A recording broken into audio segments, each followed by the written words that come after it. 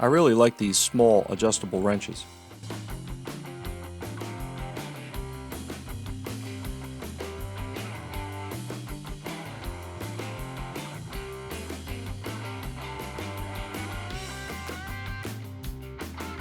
This one was pretty straight and had a threaded pin. The pin was tight, but I got it out without too much drama.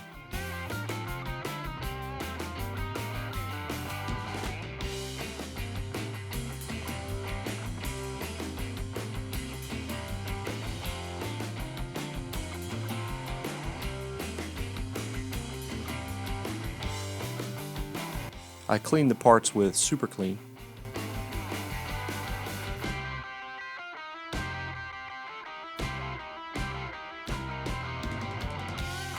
Then I went over everything quickly with the wire wheel.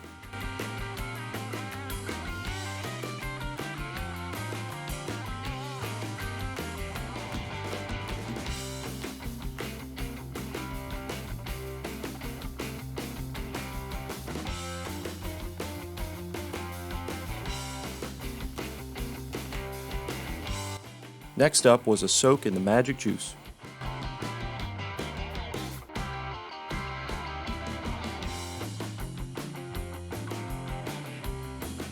Here's the parts after 24 hours.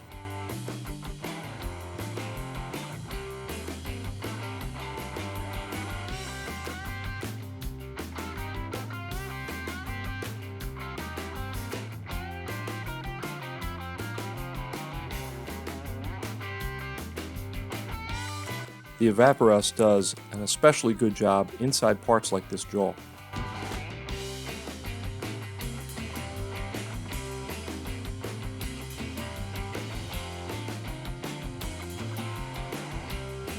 I used a file to tune up the fit of the jaws.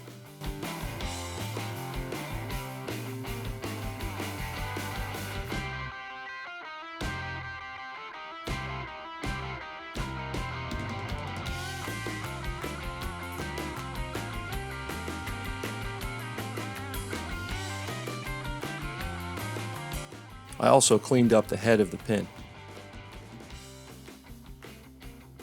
I polished the parts on the fine wire wheel.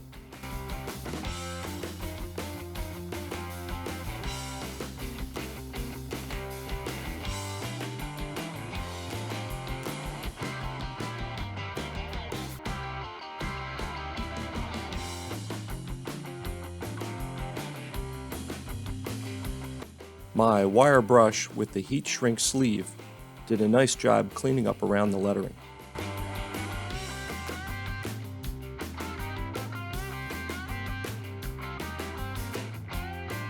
I used my plastic abrasive wheels on the teeth and adjust nut.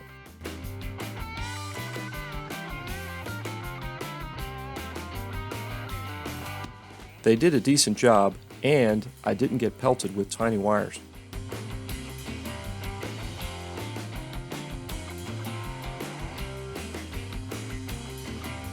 Let's go back to what the wrench looked like in the beginning.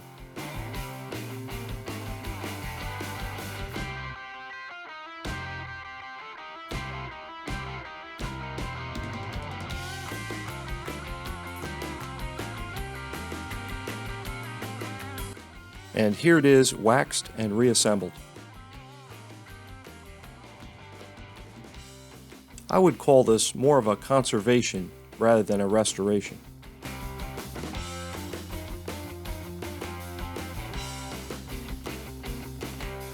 The little wrench is clean and rust-free.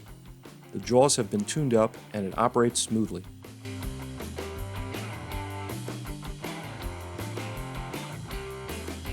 At this point, the wrench would be ready to be put back into service. Some collectors prefer that the tool retain its original finish and wear marks it has accumulated over time.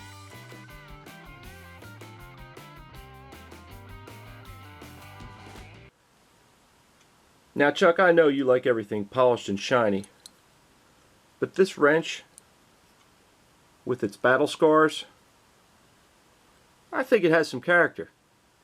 Ah! Okay, fine. We'll polish it up.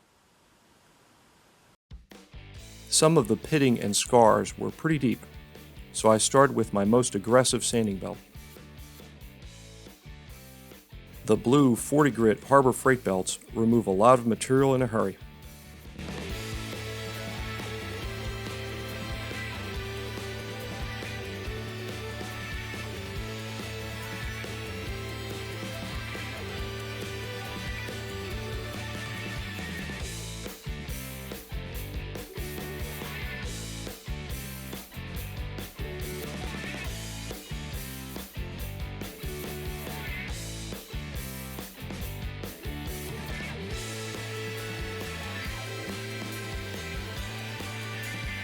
I then moved on to 120 grit.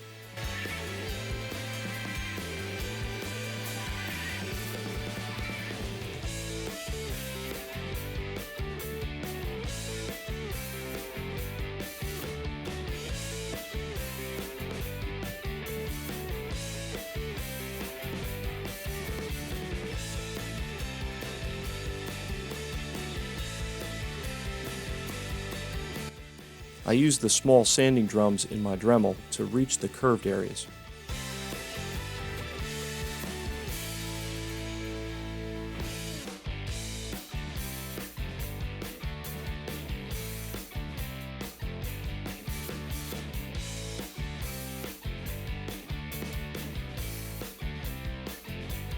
When sanding with the finer grits, I like to use Scout Crafter's paper towel backing method.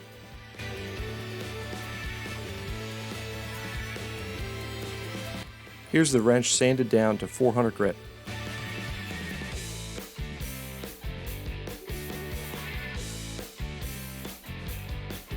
I used my fine Red Label conditioning belt before Chuck and I gave it a polish with flitz.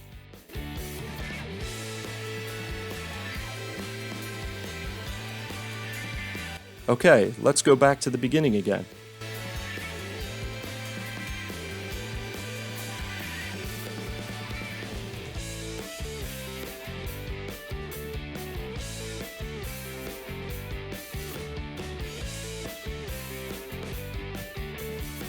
What do you think?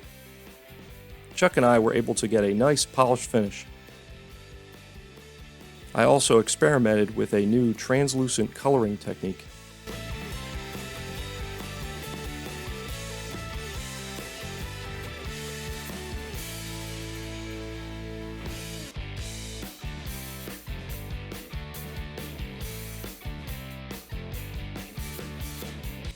I added colored mica powder to clear shellac.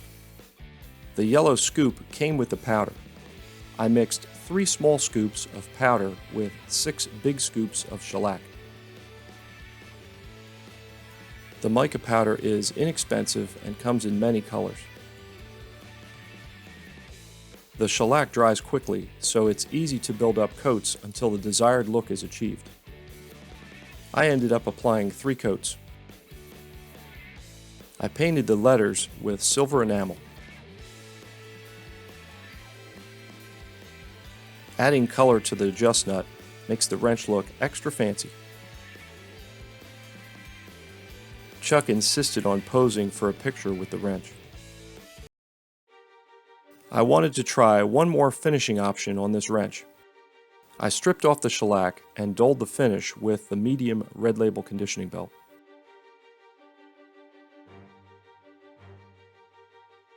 I thoroughly cleaned the parts before applying Birchwood Casey's Perma Blue paste.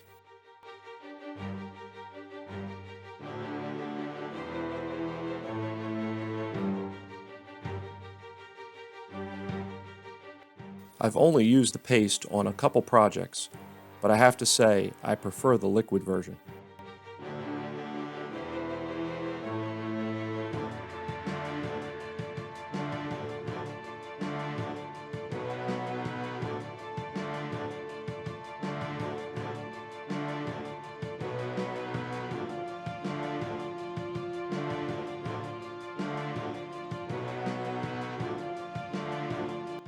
I decide to brass the adjust nut. The trick is not to get the part too hot.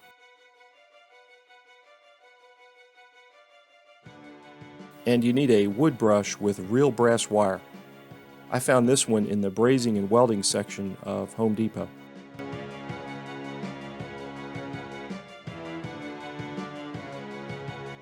It turned out pretty good.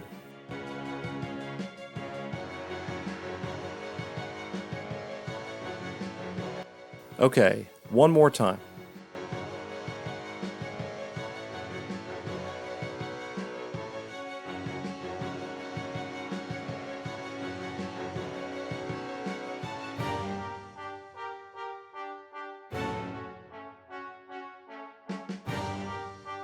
I think the bluing gives it a stealth tactical look.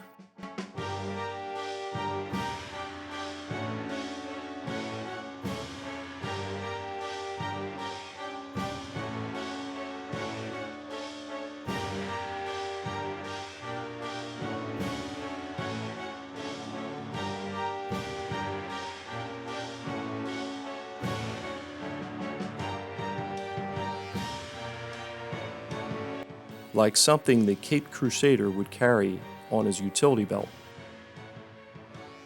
So which ending would you choose? The conservation restoration?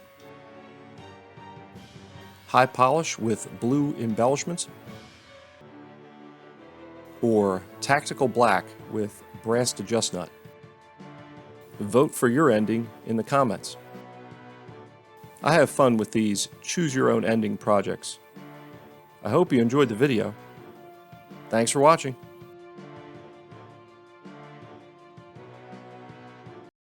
Alloy Artifacts had some information on the Barnes Tool Company.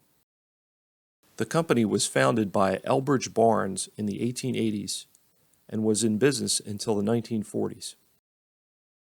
Barnes' main product was his patented pipe cutter. He was awarded patents for his three-wheeled cutter in 1883. The Barnes design looks a lot like the typical pipe cutter used today.